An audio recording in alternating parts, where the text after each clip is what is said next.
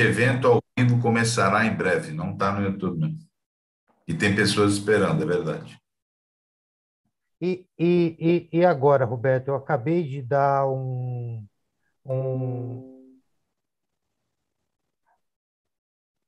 É,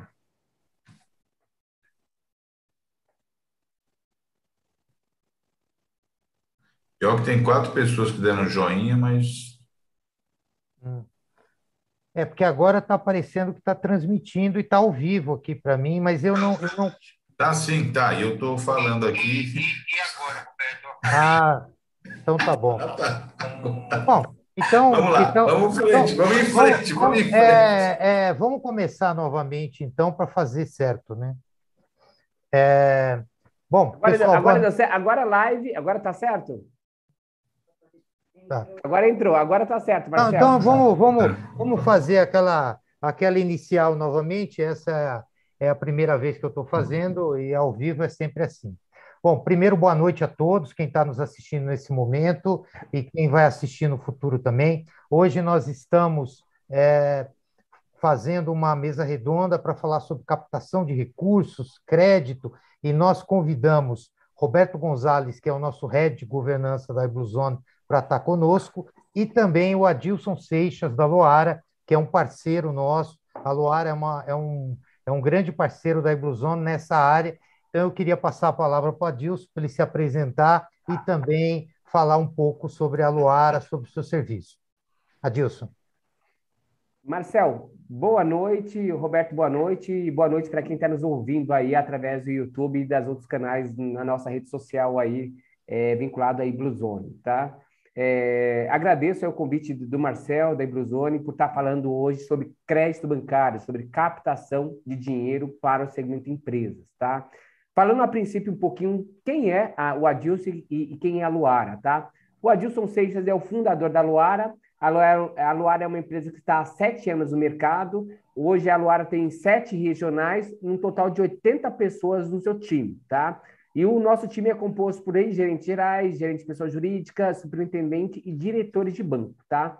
E a Luara aí já captou aí, tá chegando a meio bi de captação de crédito, intermediando crédito para segmento empresas, tá? Deixando bem claro que a Luara não é consultoria e também a Luara atua mais como intermediador de crédito, cuja profissão que é dado o nome dentro da Luara se chama especialista em crédito.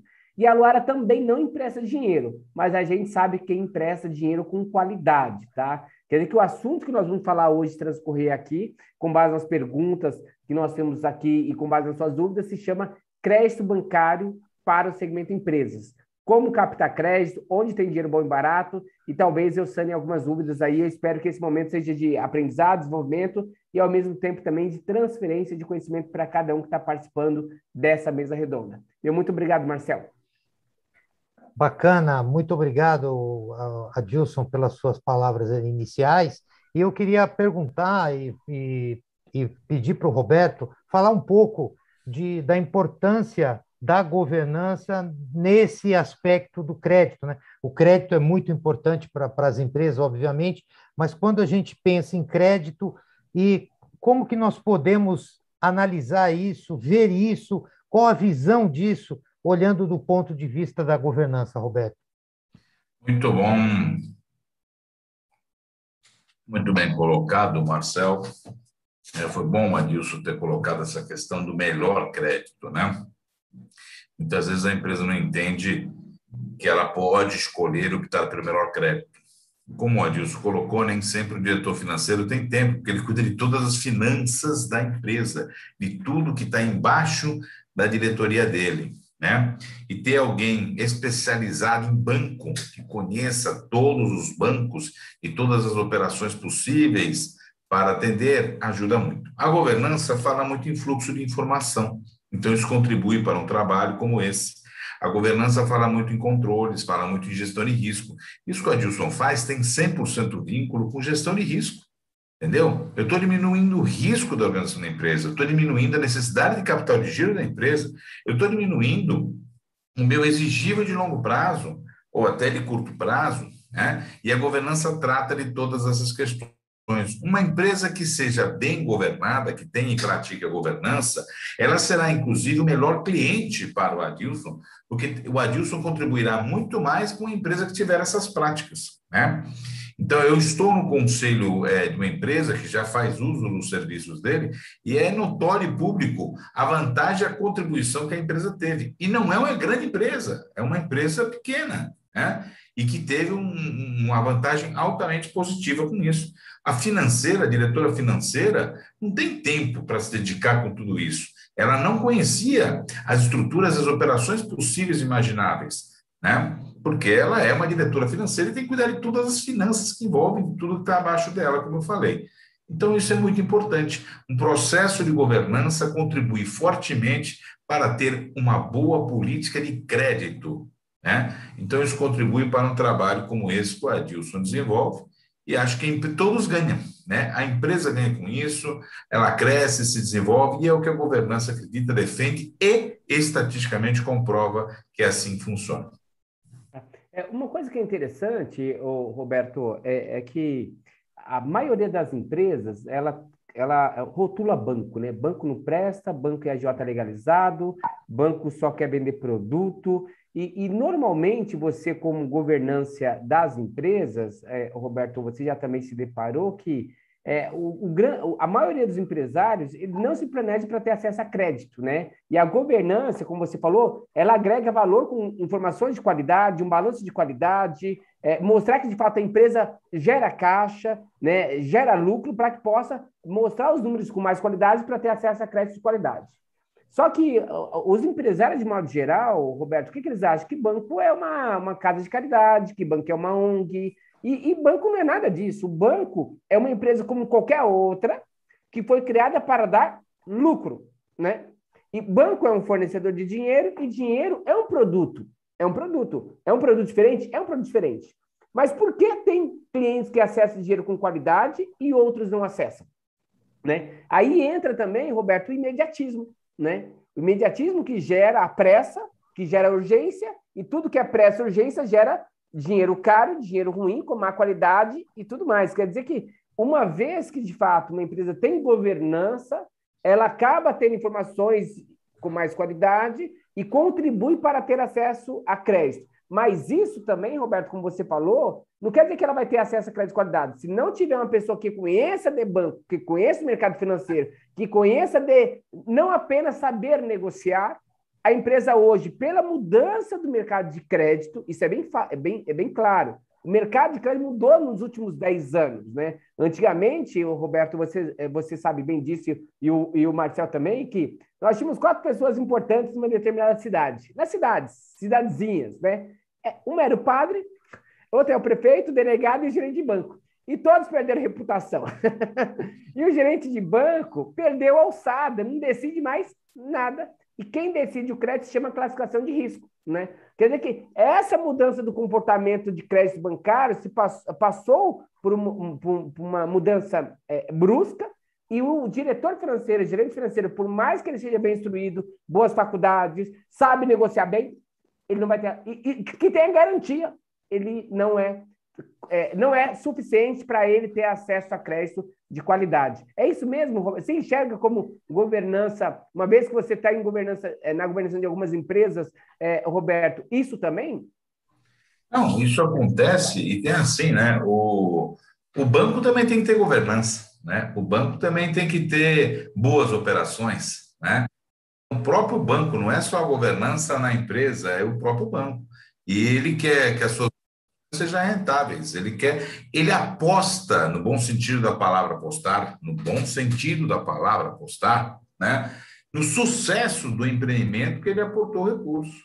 Então, ele quer que tenha sucesso, porque ele quer receber, né? Então, ele quer que o sucesso aconteça, que o sucesso seja desenvolvido na organização.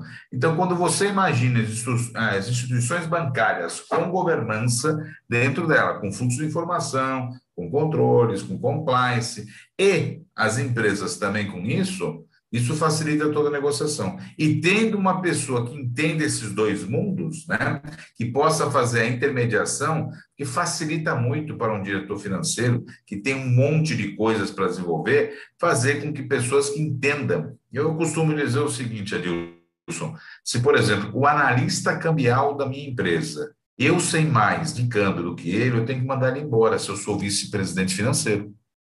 Ele tem que saber mais, porque ele faz 8 horas por dia isso. Então, o que eu quero dizer com isso? Se eu, vice-presidente financeiro, vou saber mais do que é a estrutura bancária do que você, Adilson, eu tenho que descontratar você. Agora, com certeza, você vai saber mais, porque eu tenho um monte de coisa. Você 100% dedicado para isso. Então, eu vou ganhar em ter um profissional como você ao meu lado. Né? Perfeito. Roberto, Ganhando. só para trazer como case, é importante falar de cases que cada um se enquadra dentro de uma realidade e fala, pô, mas isso acontece, né? Como acontece, de que forma? Eu vou citar duas situações. Por exemplo, o ano passado, o governo liberou muito o FGI. FGI é o Fundo Garantido de Investimento, onde liberou ali a maioria das operações com garantia 100% no aval. 20% era risco da organização financeira, do banco, do agente financeiro, né? Foi dinheiro com uma qualidade boa, quase sem garantia e com prazo. E muitas empresas nem tinham ciência desse dinheiro e como acessar esse dinheiro, né? E outros também, clientes menores, receberam aquela cartinha do Pronamp, né? Onde ele tinha direito a pegar 30%, né? Do faturamento dele fiscal do ano anterior, ali de 2019, né?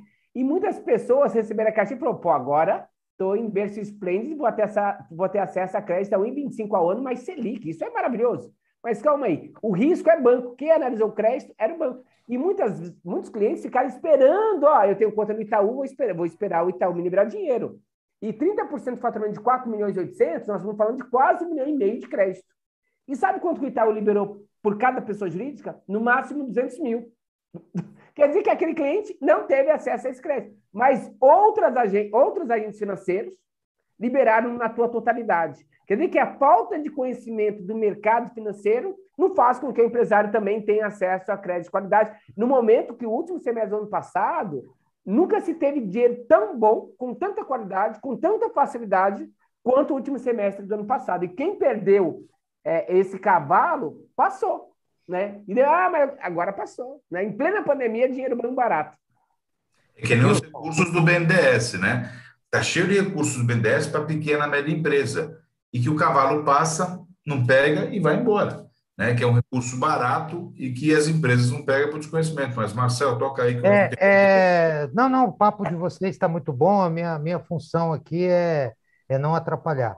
Mas uma pergunta para o Adilson que eu gostaria de fazer, em cima até do que ele acabou de falar agora, quais seriam os principais motivos de recusa de crédito que as empresas, especialmente as médias empresas, pequenas empresas, recebem e se tem escassez de crédito, né? De alguma forma, você acabou de falar que não é bem por aí, mas eu queria que vocês eu ouço muito isso dos clientes. O banco recusou, está faltando dinheiro, né? Então, qual que é a sua visão?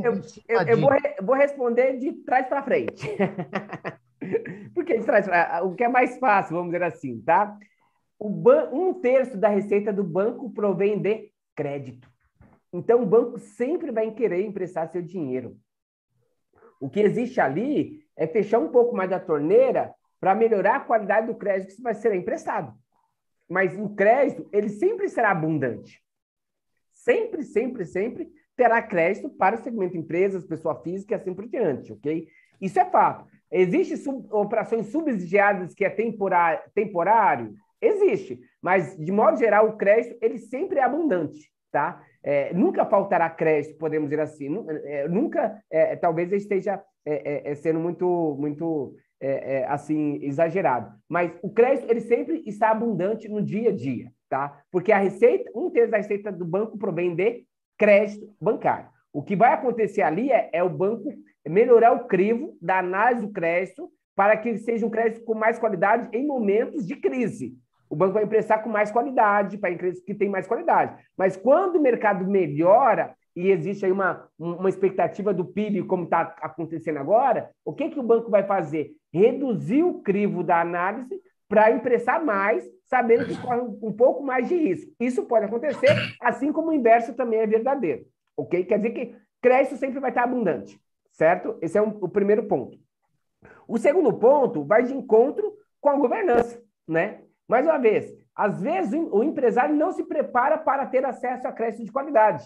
É o ímpeto, é o imediatismo, é a urgência. Isso, infelizmente, acaba recusando e trazendo crédito de má qualidade, tá? Mas o que eu quero dizer, né? O empresário ele tem que estar com a documentação em dia, né? Um ECF, é um extrato simples, é um balanço, é um DRE, é um faturamento fechado ano a ano e fechado até o último mês vigente. Ele tem que estar com a curva ABC. A curva ABC é a carteira de cliente, quem são os clientes mais representativos. Ele tem que apresentar um documento chamado backlog. O backlog nada mais é que é um informativo onde ele mostra que tem contratos em andamentos, prospecção de bons e grandes clientes que vai fomentar ali o faturamento e vai mostrar o crescimento da empresa. Ou seja, esses são o básico que a empresa tem que chegar bem redondinha dentro do banco. Esse é um ponto. E é importante também a empresa fazendo uma varredura simples. Deixa eu olhar o meu Serasa. Isso olhar quinzenalmente, mensalmente, para ver, porque às vezes acaba um protesto escapando, alguma coisinha escapando, e quando ele vai pedir crédito para o banco, aparece um protesto. E quando aparece esse protesto, o que o banco enxerga? Esse cara está mal das pernas. E, às vezes, pode passar desapercebido uma restrição ali, outra aqui. Mas ele tem condições de monitorar isso e regularizar isso para não chegar no banco fragilizado. Porque se ele chega machucado, o banco não vai querer dar o remédio. Ele tem que se curar em casa, podemos dizer assim. Esse é um segundo ponto, tá? Existe a questão aí, o Marcel e o Roberto, que é o problema genérico. Quando o cara está com protesto de maneira geral, dentro do compliance no banco, não é para liberar dinheiro.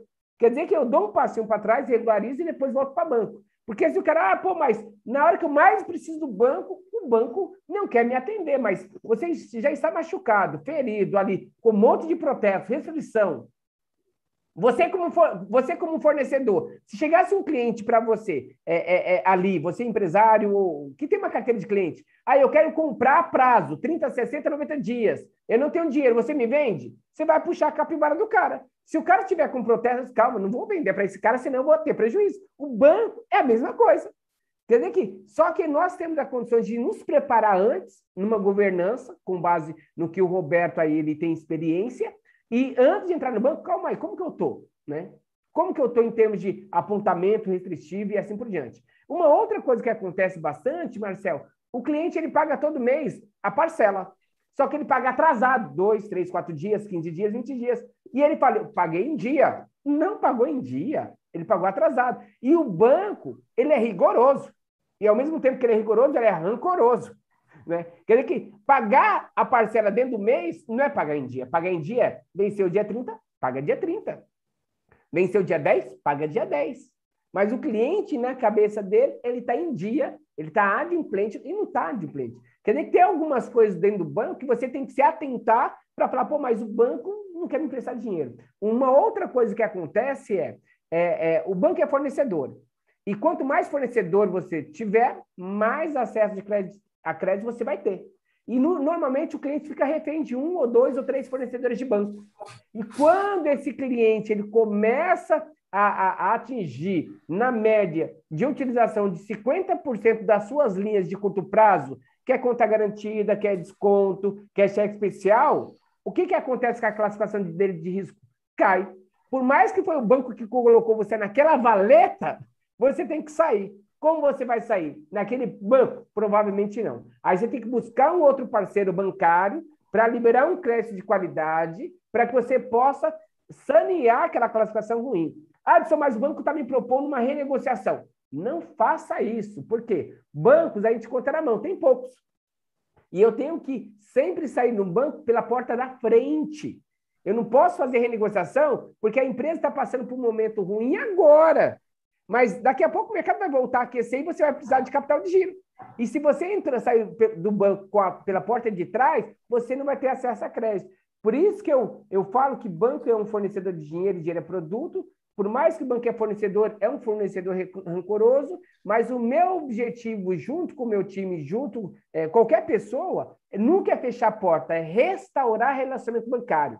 Não renegociando, mas reestruturando a dívida bancária e o banco daqui 30 a 60 dias vai te liberar dinheiro com mais qualidade do que você tinha, porque você conseguiu trazer um outro fornecedor de dinheiro.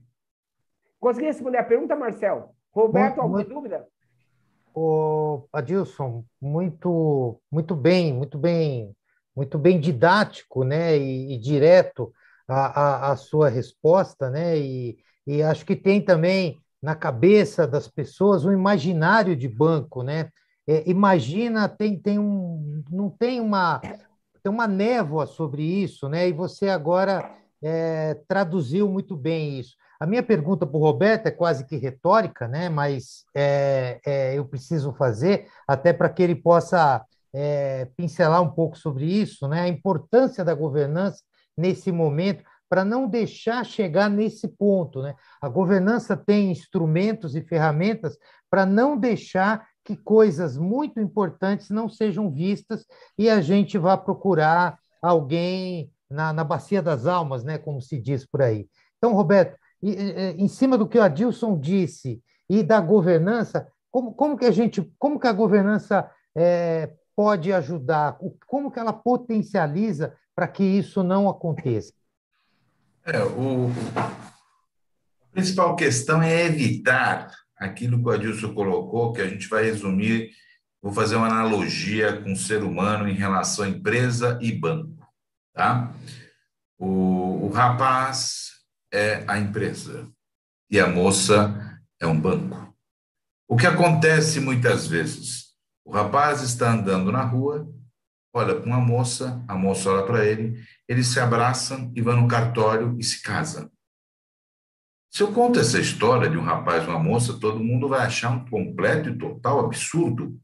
Mas, por incrível que pareça, pelo imediatismo que o Adilson colocou, é isso que muitas vezes as empresas fazem. Elas casam na hora, no instante, no momento, sem fazer uma análise ponderada do lado dela, com quem ela vai se casar, com que banco ela vai fazer a sua relação. Né? Ah, eu tenho 20 anos com esse banco. Tá, mas você tem que ver qual é a melhor relação para você. Empresas que têm bancos como acionistas nem sempre fazem operações de crédito com o banco que é acionista. Por quê? Ela procura o banco que tem a melhor taxa para ela, a melhor operação para ela. Isso é governança. A empresa investida por um banco tem que ter a governança dela. Não importa que o banco é acionista.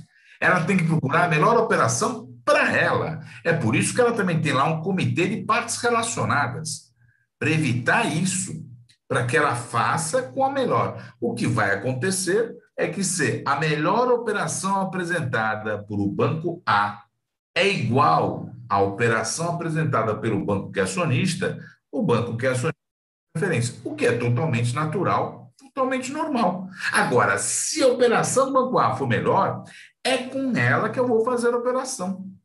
É isso que é muito importante. Então, quando você tem governança, você tem uma estrutura mínima necessária para contribuir para isso, que você o imediatismo que o Adilson estava falando.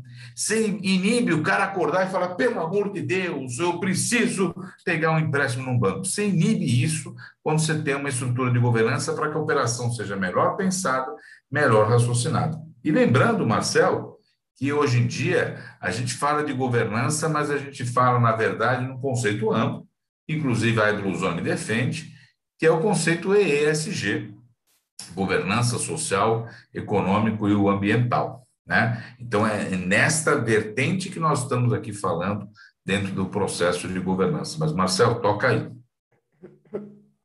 Uma coisa que eu quero acrescentar aí, Marcel, até abrir um parênteses aí, né? Referente à governança, e eu quero trazer um case aqui, mais uma vez, o case acaba mostrando uma coisa bem didática, podemos dizer assim, tá? Eu atendi uma empresa, Roberto, que tinha uma governança muito boa, tá?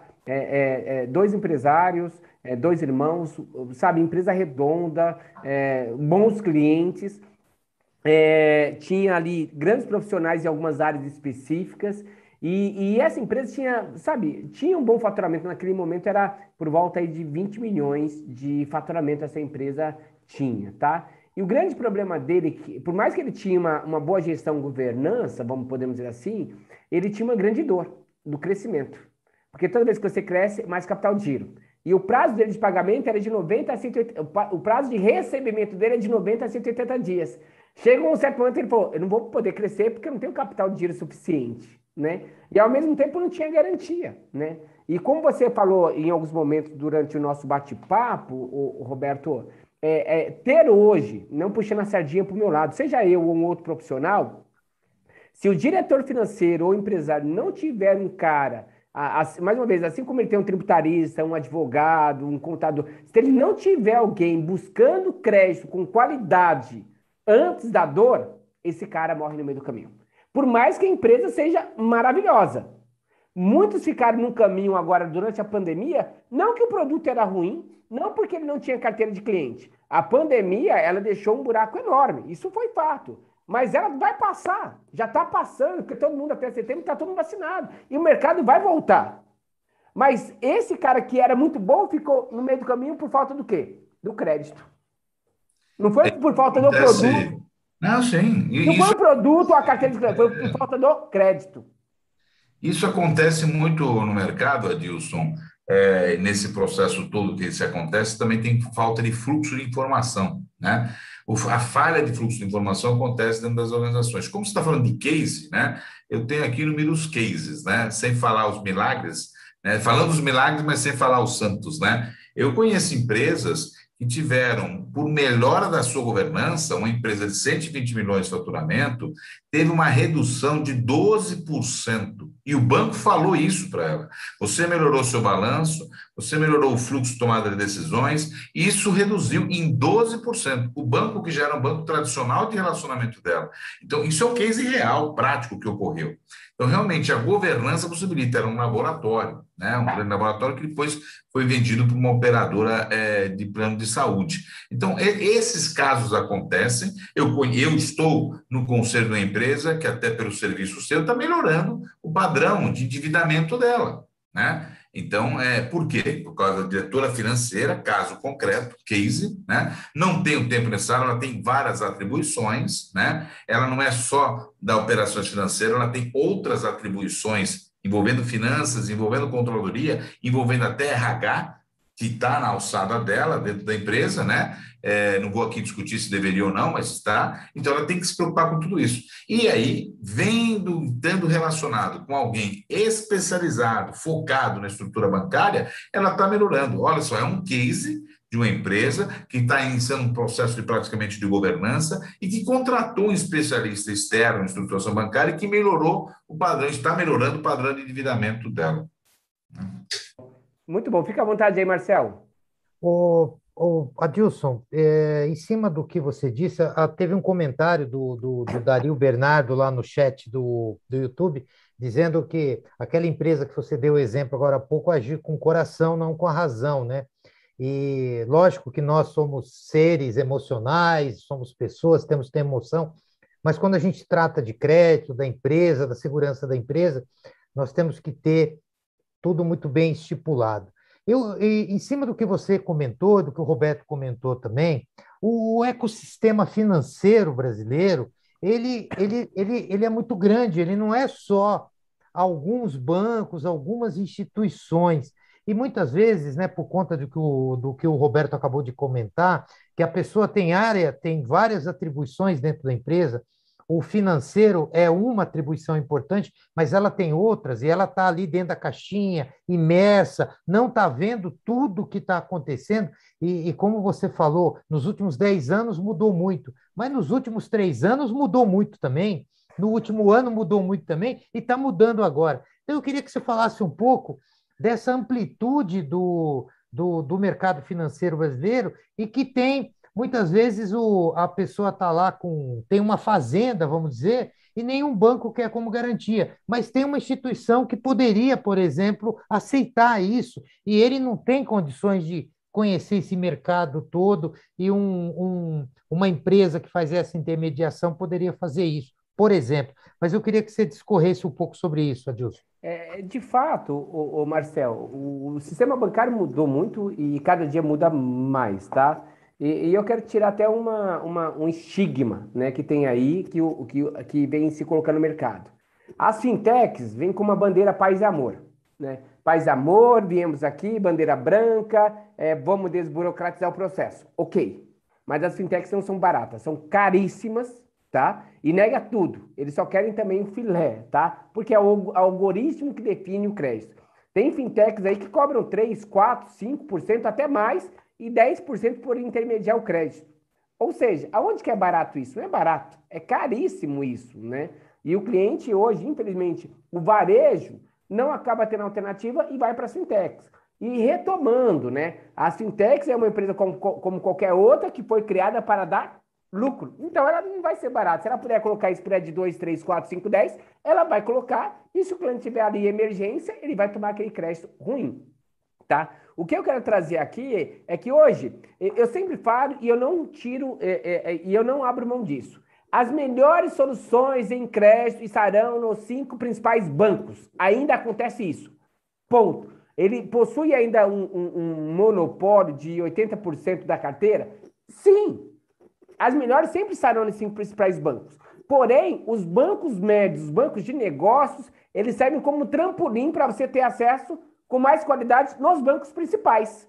É saber mudar essas cadeiras, fazendo com que os bancos de primeira linha trabalhem em função do seu negócio. Aquele case que eu dei para vocês agora, da uma empresa faturando 20 milhões, essa empresa hoje fatura 60. Quando eu peguei a empresa, ela devia 3 milhões a 3%. No primeiro mês, 3 milhões a 1,5. E hoje essa empresa, ela tem dinheiro sobrando pré-aprovado, e as operações que ela capta é por volta de 0,7, 0,8 de juros. E ela escolhe o crédito, né? Por que ela escolhe o crédito? Porque ela hoje é uma empresa um pouco maior e ela soube trabalhar muito bem os bancos. Teve alguns momentos que ela não tinha crédito no Itaú. Exemplo, nós fizemos um movimento de retirada sem espanar relacionamento e hoje aonde ela tem crédito aprovado? No Itaú.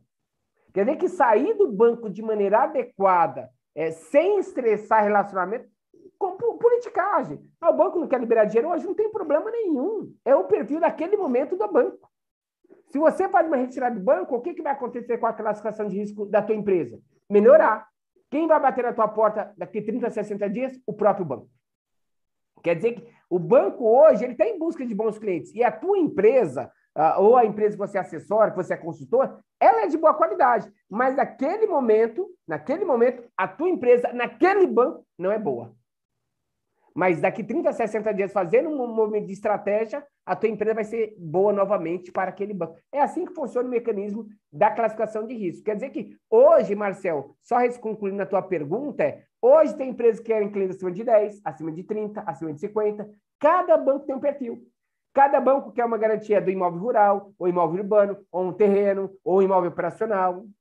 O banco, tem bancos que querem garantia de cobrança bancária, alguns querem 10, outros querem 20, outros querem 30, outros querem 100% de garantia, alguns querem garantia parcial de aplicação financeira, liberando boa parte no aval. Quer dizer que hoje nós temos várias circunstâncias, de acordo com o faturamento da empresa e o momento dela, existem outras alternativas. Hoje a Luara tem por volta de 35 parceiros bancários, né? E cada banco com modelo. Quer dizer, quando o cliente chega para a gente, por a gente ser especialista em banco, a gente já sabe que pode ou não pode ajudar. Eu vou dar um exemplo aqui, tá? Chegou uma empresa para mim, esses dias, faturando 60 milhões. E aos nossos olhos, 60 milhões brilha. Pô, mas 60 milhões, vamos nadar de braçada e vamos ganhar uma comissão sobre o valor captado. Mas calma aí, manda balanço. Empresa tem um PL virado de 15 milhões, deve 60 milhões no mercado, 60 milhões no mercado, e ela não gera caixa nem para pagar mais as dívidas. Qual o banco que vai liberar dinheiro para essa empresa? Nenhum banco. Nenhum banco vai liberar. E automaticamente eu falo, amigo, por favor, começa a vender seus bens e volta seu patrimônio que a vida inteira a empresa te deu, volta para ela se você quer deixar a vaquinha leiteira saudável. Caso contrário, daqui a pouco seus bens serão penhorados e tomados, caso você não faça isso imediatamente. Quer dizer que a gente tem essa sensibilidade de não criar expectativa nem ilusão onde não se tem, porque o mercado de crédito não vai emprestar dinheiro para essa empresa, por mais que se fale que fatura 60 milhões, porque hoje o problema não é o faturamento, se gera caixa e outros fatores dentro do balanço. Fica à vontade, Roberto, para complementar, amigo. Não, nesse assunto aqui é bem o que você falou. A empresa, você tocou num assunto muito caro para a governança, né? Empresário rico e empresa pobre, né? Então, você finalizou com isso e isso prejudica. Você acabou de dar um exemplo agora que prejudica fortemente a empresa, né? Então, tem que ter uma profissionalização, mesmo que seja sua família, empresa familiar, né? Onde isso é mais comum, não que não seja nas outras, de empresa a empresa, família a família. Eu já vi casos em que o filho chega, o cara pede para abrir lá, não, tira 5.000 e dá para o filho, né? Não, ele tem que tirar do bolso dele 5.000 e dar para o filho, e não da empresa, né? A empresa compra carro com o dinheiro da empresa e põe no nome dele. Eu já vi empresário fazendo isso, né? Não saiu do dinheiro dele que ele recebeu, do Prolabore, não, saiu da empresa.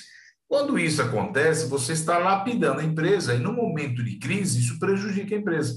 Total e completa falta de governança. Eu tenho que separar patrimônio, pessoa física, de patrimônio empresarial. Quanto você vai tirar? Então, vamos deixar aqui quanto você vai tirar. Pronto. Se eu vou ter um problema, por exemplo, eu estava retirando 80.000, caramba, eu estou com um problema aqui porque aumentou minhas despesas, tá, ok, é um problema seu, não é um problema da empresa. Você pode contratar um family office, o que seja, para organizar a sua família aqui, mas não é a empresa. A empresa continua bem saudável. Então, isso é muito importante. O que você falou foi crucial e a governança contribui. Quando você tem uma boa governança estruturada e ela funciona, você tem regras definidas, isso não ocorre. Esse exemplo que você acabou de acontecer, por exemplo, se foi o caso, né, dele, não sabemos, né, pelo que você falou, mas se foi o caso que você falou, vendeu o patrimônio dele, talvez ele tenha lapidado um pouco a empresa e enriquecido enquanto patrimônio pessoa física, né? Isso não ocorre, né? Esse é um processo que a governança contribui para evitar que aconteça. Fique à vontade, meu amigo Marcel. Ô, Roberto, chegou uma pergunta aqui no WhatsApp do Marcos, não colocou lá no chat, mas mandou aqui no WhatsApp. Como está a utilização dos princípios do Equador no mercado de crédito brasileiro? Excelente pergunta, muito bem colocado. Os princípios do Equador, que nasceram na primeira década do século XX, inicialmente era só para project finance, ou seja, projetos com mais de 50 milhões, né? Hoje já tem bancos utilizando esses princípios sociais e ambientais, análise de risco socioambiental, quando empresta 2 milhões, e a tendência é cada vez reduzir. A tendência internacional é que esses princípios socioambientais sejam utilizados para qualquer valor emprestado, né? Isso é tendência, isso ainda não é realidade, né? Mas já as instituições bancárias, tem vários bancos brasileiros que são signatários dos princípios do Equador e estão utilizando, tem bancos que 2 milhões, qualquer empréstimo de 2 milhões, não só para project finance, mas para a empresa tem que mostrar quais são as suas práticas socioambientais, a prestação de contas de suas práticas socioambientais, como é que é o risco socioambiental da sua organização, é mensurado, como falou o Adilson, o risco, é mensurado o risco socioambiental, reputacional, que pode impactar no empréstimo, né, na cessão de crédito para essa organização. Então, isso no mundo inteiro, bem, a gente sabe que no mundo inteiro o ESG vem crescendo. O Princípios do Equador vem dentro dessa versão do ESG, né? Que com Davos lá, o mercado investidor, aquilo que o pessoal fala, o que o mercado investidor faz, o mercado de crédito depois acaba fazendo. Estatisticamente está comprovado isso, não sou eu que estou falando, né? Então, o mercado investidor inova muita coisa e aí o mercado de crédito vem depois incorporando coisas da inovação que veio do mercado investidor. Então, o mercado investidor está forte nesta agenda, está crescendo muito. E os princípios do Equador devem cada vez mais crescer, né? O que eu quero dizer com isso? Que com o passar do tempo, as operações que hoje o Adilson organiza para procurar o melhor crédito, a palavra melhor crédito, logo o Adilson vai estar incorporando o risco socioambiental, talvez até ele já esteja incorporando isso, né? Atendimento ou não aos princípios do Equador. Por quê? A régua baixa no bom sentido, né? A régua baixa com operações menores, era 50 milhões de dólares, veio baixando, hoje tem operações de 2 milhões e que não é para project finance. Então, o caminho é que daqui a pouco 200 mil tenha essa natureza, né? Então, o mercado está muito atento a isso, o mercado investidor está com passos um pouco mais largos, mas o mercado de crédito está atingindo. Eu tenho certeza que o Adilson está atento a isso, conhece isso, e acho que ele pode complementar alguma coisa também, né, Adilson?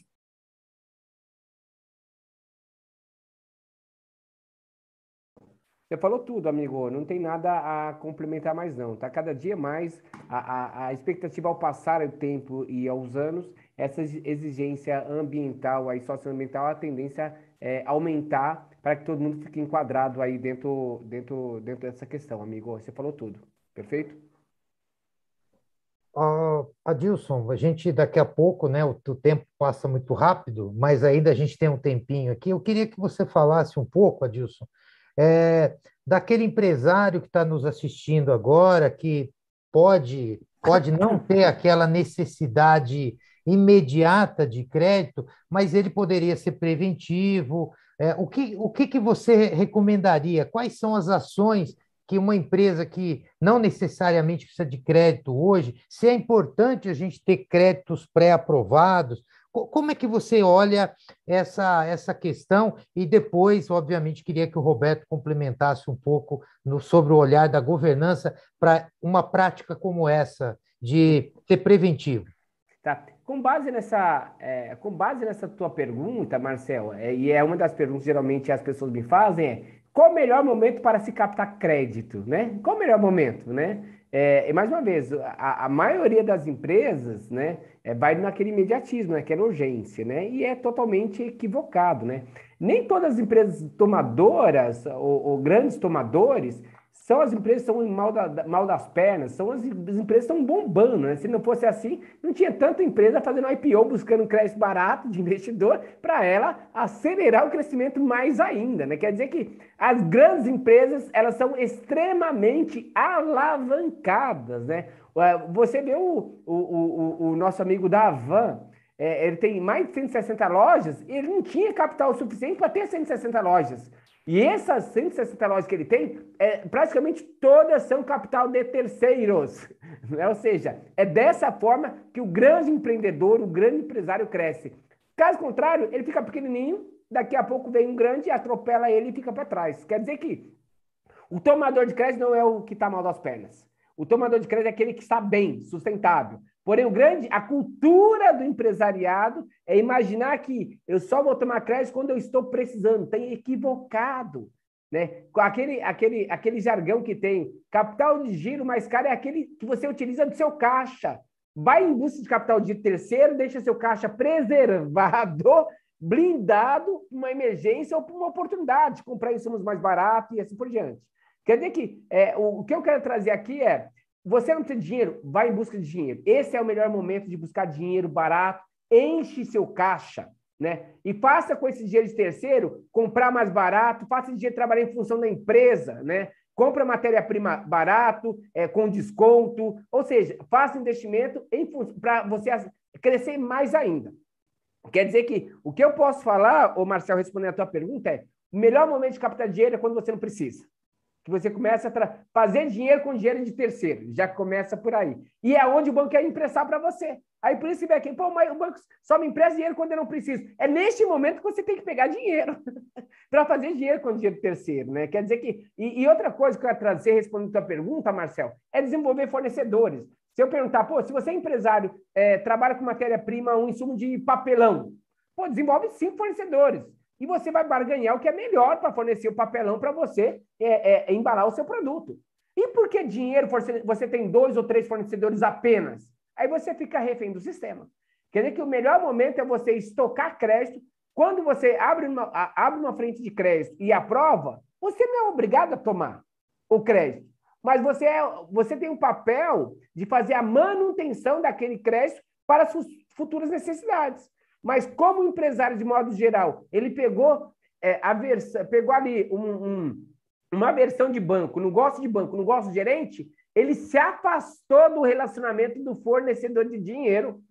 Quer dizer que... Mas quem fez isso? Foi o sistema, os bancos, de modo geral. Aí que o empresário se engana, se aproxima do seu gerente, chama o seu gerente uma vez por mês, faz uma rodada de negociação com ele, atualiza a documentação, vou tomar crédito? Mas quem falou que você vai tomar crédito? Desenvolve seu fornecedor de dinheiro para quando você tiver a necessidade ou tiver uma grande oportunidade de captar dinheiro bom com qualidade, eis a oportunidade de fazer dinheiro com dinheiro de terceiro. Respondi, Marcelo. Roberto, fique à vontade. Não, eu achei sensacional e é isso mesmo. Você tem que pegar dinheiro quando você não precisa para fazer projetos inovadores, para fazer a sua empresa crescer, para fazer a sua empresa desenvolver. É isso. Você sabe que você me lembrou disso, de um case, tá? Marcelo, não vou estar 100% focado em governança, mas é que eu lembrei que no momento que ele não precisava de dinheiro, né? Só que era uma empresa de representação comercial, os vendedores, né? Tinham os carros que a empresa tinha, eram carros um pouco antigos, né? E aí ele falou, caramba, o cara está reclamando que não tem ar-condicionado no carro, que não tem isso, que não tem o quê. Pô, vamos pôr um carro melhor para ver o que acontece.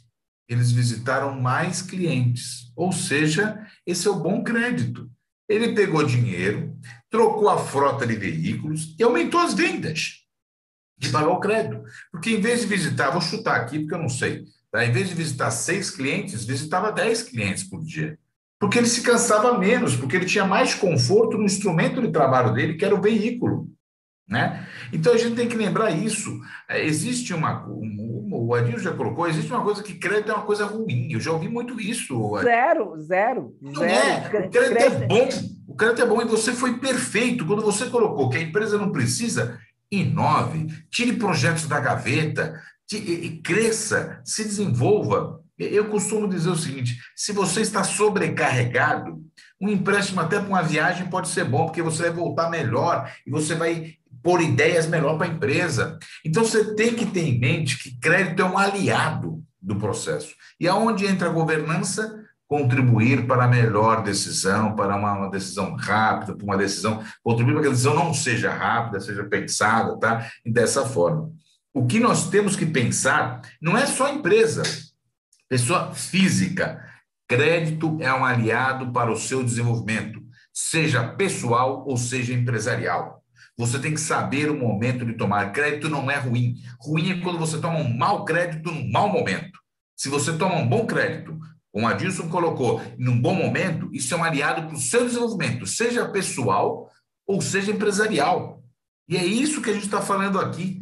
E aí você tem aliados, você tem o Adilson como um grande aliado para você tomar o crédito na hora certa, no momento certo e fazer a sua empresa crescer e se desenvolver.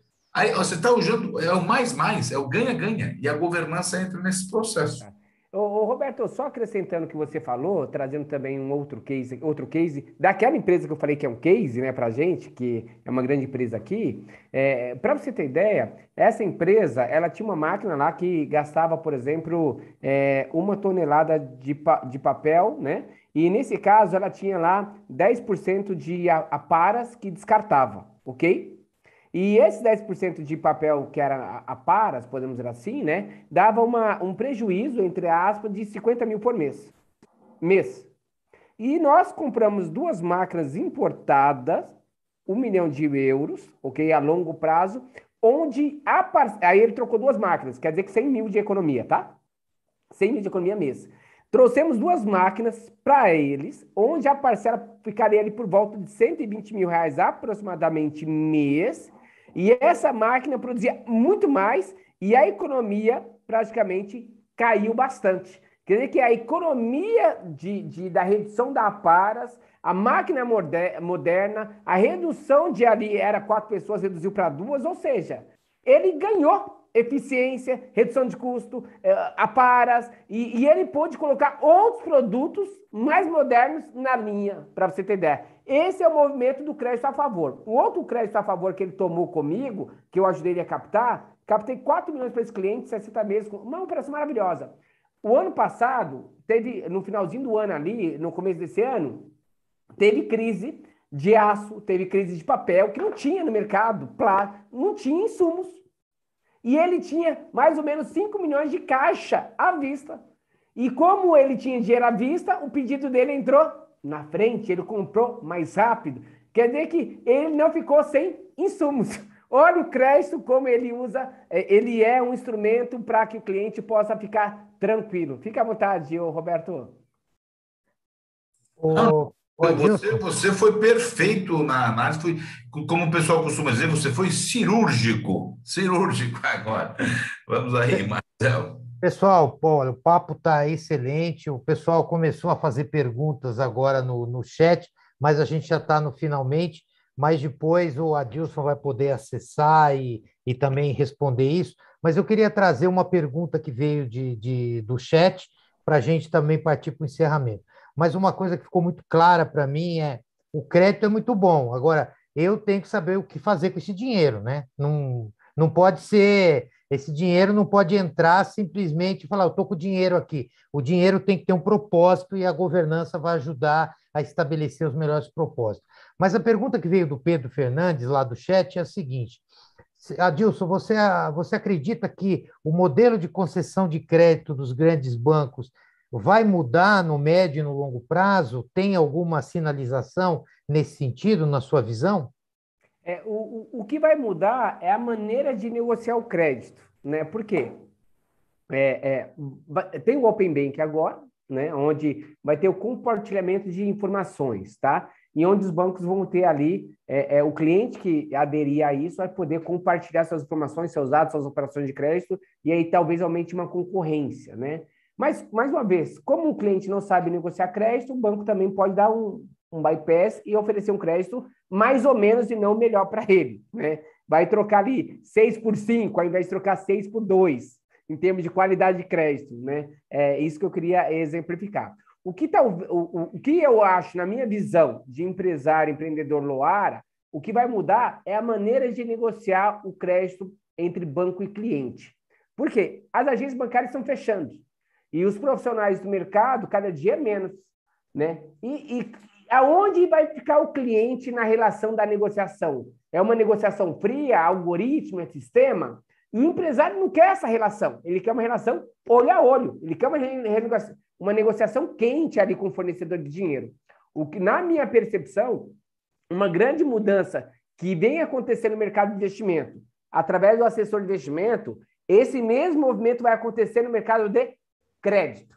E é para isso que a Loara vem preparando um time hoje de 80, até o final do ano 200, e até o final de 2023 ter, nosso objetivo, né? E eu espero que a gente alcance isso, ter 1.000 especialistas até 2023, porque nós queremos preparar esse time qualificado, certificado, treinado, para, de fato, fazer com que o empresário tenha acesso a crédito de qualidade. Não ficar refém do sistema, só de tech. O empresário, ele quer pessoas. A tecnologia é apenas o meio. Quer dizer que a grande mudança que, de fato, vai acontecer nos próximos anos é a relação de negociação, onde, de fato, se faz necessário esse intermediador, assim como veio acontecendo com o mercado de investimento e vai acontecer cada dia mais no mercado de investimento, atingindo também o mercado de crédito. Essa é a minha percepção, tá, amigos? Fique à vontade, ô Roberto. Beleza. Adilson, bom, a gente já chegou aqui no nosso horário. Queria agradecer imensamente aí a sua participação, o esclarecimento, as visões, né? E claro que quem tiver mais dúvida, quem tiver um pouco mais quiser bater um papo mais alongado, é só entrar em contato com a gente que vamos propiciar aí esse encontro, essa relação aí da Loara, dos profissionais da Loara com a empresa, porque eu tenho convicção de que isso vai ser muito bom para o futuro da empresa, para saber alocar muito bem isso. Então, quero agradecer bastante em meu nome, em nome do Roberto, em nome da Ibluzone. Eu queria as suas considerações finais e depois o Roberto faz as deles e a gente encerra aqui. Mas muito obrigado, Adilson, pela oportunidade de estar aqui debatendo com você. Marcel, muito obrigado mais uma vez pela oportunidade. Roberto, obrigado também pela oportunidade de bater um papo aí, conhecer um pouco mais sobre governança e a gente aí fazer esse bate-bola, podemos dizer assim, tá? O conhecimento sempre é muito bom, né? A gente conhecer um pouco mais de coisas que a gente não conhece de maneira profunda, vamos dizer assim, tá? Quem quiser conhecer um pouco mais sobre crédito, a cada 15 dias eu solto um artigo no LinkedIn, lá tem as 7 dores do crédito, né? Tem vários artigos, eu sugiro, vá lá no meu LinkedIn, Adilson Seixas, ou Loara, tá? Loara Crédito, tem muito material lá falando sobre crédito, como captar, de que forma captar, entendendo as dores do crédito, ou seja, leia os artigos. Tem nosso site também, www.loara.com.br, ali também. E outra coisa, eu vou deixar um e-mail aqui, loara@loara.com.br. Quem estiver interessado, manda um e-mail para a gente, que a gente vai mandar um e-book sobre crédito para cada um de vocês que mandarem e-mail para a gente, tá? Fiquem à vontade aí e a gente manda esse material para vocês elaborado e bem elaborado pela Loara, tá? Ou seja, me coloca à disposição, nós temos uma equipe enorme para atender você parceiro, você empresário, para tirar dúvidas, ou para ajudar, para auxiliar, para orientar. O primeiro passo é orientar e ajudar. Depois, se for ganharmos, ganhamos juntos. Esse é o meu princípio e meu propósito. Valeu? Mais uma vez, obrigado, Marcel, obrigado, Roberto. Roberto. Tudo bem, foi um bate-papo excelente, foi ótimo. Adilson, se você aprendeu mais de governança, eu aprendi mais de crédito. Então, nós dois ganhamos hoje aqui, nós aprendemos juntos, né? E o Marcel também nos ensinou e aprendeu também. Acho que foi um conjunto aqui muito bom desse bate-papo. Eu espero que tenha ficado claro o quanto que a governança auxilia e contribui no processo de pegar um bom crédito, né? Na hora certa, no momento certo, né? Para isso. A importância disso, a importância de estar organizado.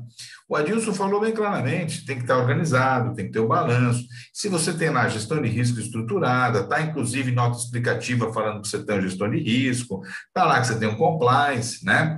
Então, você tem uma demonstração contábil completa, né? Eu acho que o Adilson deve sofrer quando chega um cara para ele lá e fala assim, não, eu trabalho com lucro presumido. Ele deve, subir a mão na cabeça, né? Porque aí tudo fica mais difícil, né? Então, mesmo que você trabalhe com lucro presumido, começa a trabalhar internamente, independente do seu tamanho, já com lucro real internamente, faça uma contabilidade para o seu contador, né? Isso contribui bastante. Eu acho que foi um bate-papo ótimo. Adilson, você me fez lembrar quando uma vez que limpava a casa, secretária do lar, agora o nome, né, em casa, ela chegou naquela época que tinha um monte de empresas que forneciam dinheiro, né? Ela estava andando na rua, cataram ela pelo braço e deram R$ 2.000 para ela. E ela falou assim para mim, Graça era o nome dela, seu Roberto, eu não sei o que eu vou fazer com o dinheiro. Eu pus ela no carro, na hora do almoço, levei ela lá e ela devolveu o dinheiro. Porque quando você fala, não sei o que fazer com o dinheiro, você vai fazer meleca para não falar outra palavra. Você não vai fazer direito e você vai ficar com uma dívida e não vai conseguir pagar a dívida. Você tem que saber o que fazer com o dinheiro. E a governança contribui muito fortemente, o processo de fluxo de informação, processo estruturado, para você saber o que você vai fazer com o dinheiro. Muito obrigado, Marcel, muito obrigado, Adilson, foi sensacional. Bom, agradeço muito a todos que assistiram, agradeço muito vocês, boa noite e até a próxima quinta-feira. Muito obrigado. Obrigado, pessoal. Obrigado, Marcel. Obrigado a todos. Boa noite.